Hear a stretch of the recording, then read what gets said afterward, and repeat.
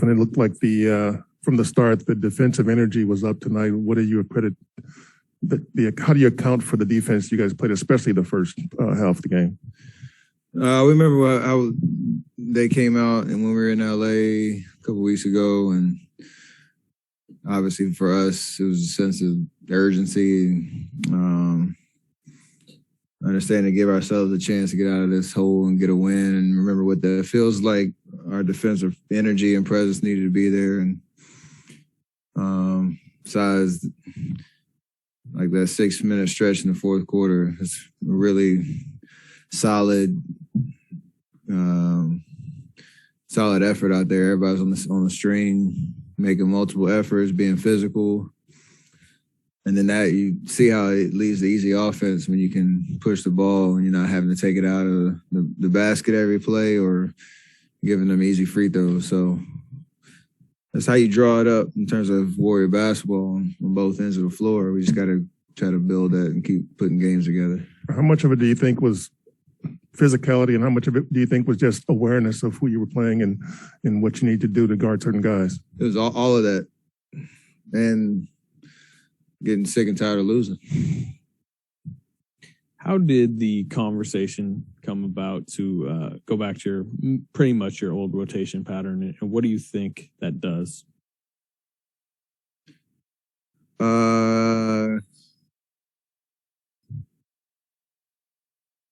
What game was it, LA?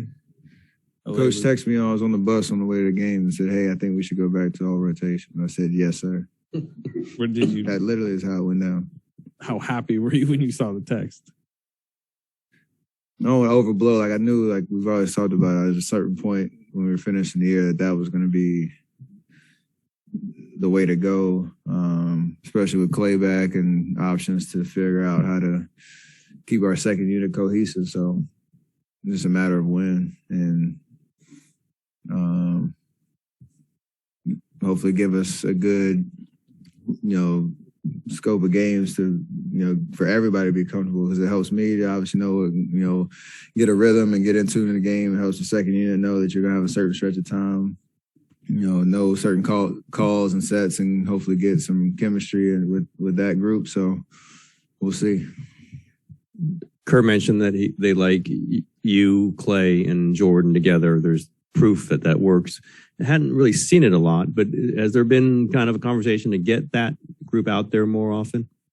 Not with us. Like obviously, there's been a lot of different combinations of guys, and I don't know what the numbers say in terms of us three out there and whoever the other two are. But you just, as long as we're making the right play, being aggressive, and letting the game come to us, there's enough shooting and playmaking, and we can work off each other really well. You just got to make shots, obviously, and then you got to do it on the defensive end, and we can push the pace too, because you got Clay running the wing, me or Jordan bringing it up. You kind of pick your poison type vibe, but you got to get enough stops to be able to make teams pay for that. So tonight was a good night, I guess, with our stretch of minutes.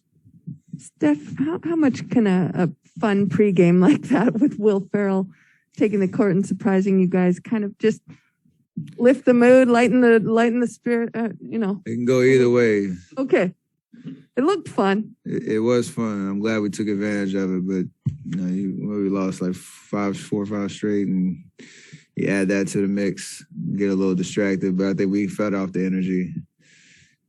I was actually surprised how well how his form. He actually had some good rotation on the ball and endless energy. I don't know how. I saw him come out. Thought it was just going to be a couple minutes of just messing around, but he really gave it a full, warm-up session. Was out there doing everything.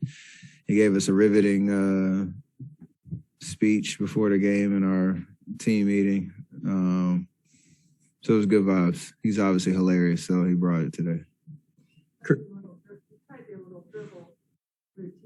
The 2-ball?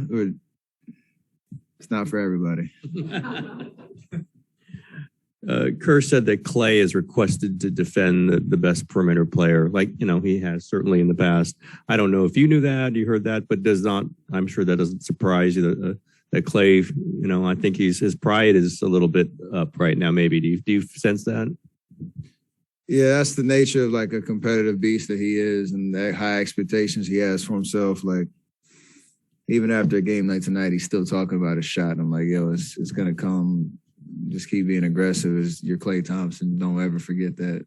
And I guess that goes to both ends of the ball. Just you want to maybe that challenge will get him locked in a little bit, to start games and give him something to look forward to outside of just trying to put the ball in the basket. So it's a great sign that I guess his body feels good enough coming off the extended break he's had to take on that challenge.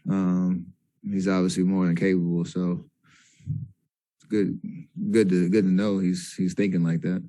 You closed tonight with Moody and Kuminga on the floor, and Poole. Can you feel that kind of collective merging into I guess bigger factors late in the season?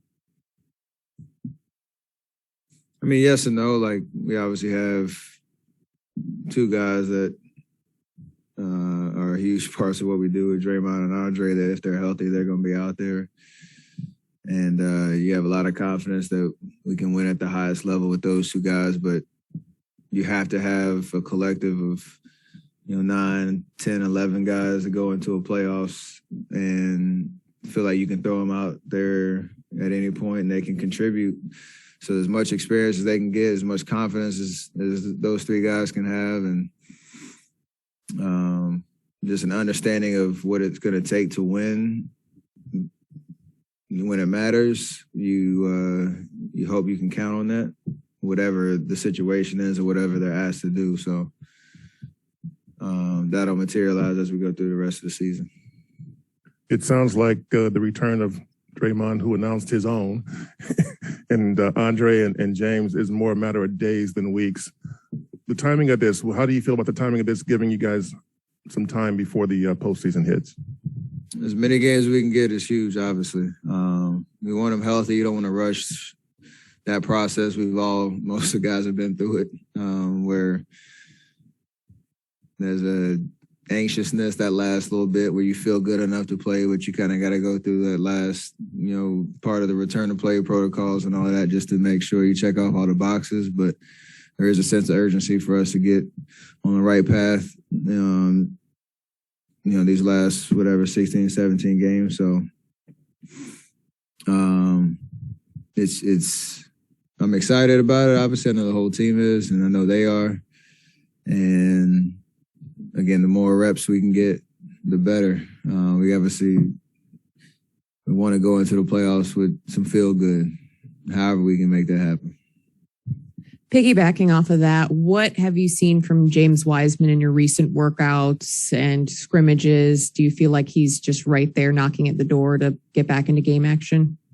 Yeah, obviously he's going to play on Thursday, I think they said, in Santa Cruz. And that's going to be big for him just to get into a 5-on-5 competitive action, break a sweat, and, just see how he responds.